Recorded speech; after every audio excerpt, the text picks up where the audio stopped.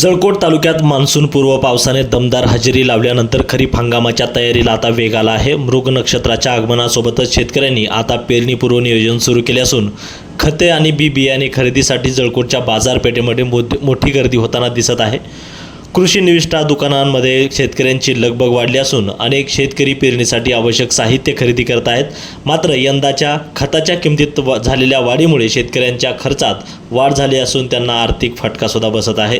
जळकोट तालुक्यात गेल्या काही दिवसापासून मान्सूनपूर्व पावसाच्या जोरदार सरी बरसल्यानंतर वातावरणात मोठ्या प्रमाणात बदल झाला आहे। सध्या तालुक्यात पावसाळी वातावरण निर्माण झाले असून आजपासूनच मृग नक्षत्राला सुरुवात झाली आहे। खरीप हंगामाची चाहूल लागताच तालुक्यातील शेतकरी मोठ्या संख्येने जळकोटच्या बाजारपेठेमध्ये दाखल होत आहेत। विविध कृषी निविष्ठा दुकानांमध्ये खते आणि बियाण्यांच्या खरेदीसाठी शेतकऱ्यांची मोठी गर्दी वाढली आहे। सोयाबीन, तूर, मूग, उडीद यासारख्या पिकांच्या बियाण्यांसह रासायनिक खतांच्या खरेदीला आता वेग आला असून शेतकरी पेरणीपूर्व तयारी करण्यासाठी आवश्यक साहित्य घेऊन जात आहेत।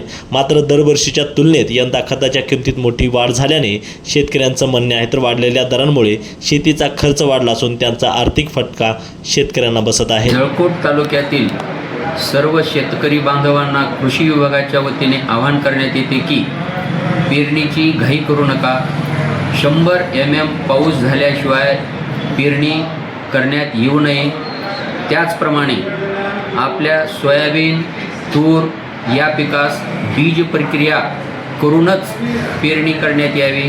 त्याचप्रमाणे जर घरचे बियाणे आपण वापरत असाल तर त्यामध्ये त्या बियाण्याची उगवण क्षमता तपासूनच पेरणी करण्यात यावी।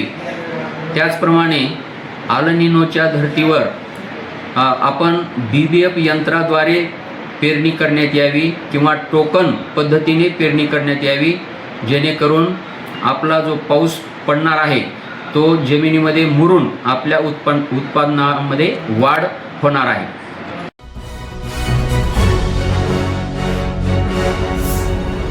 Thanks for watching Ekmat Digital.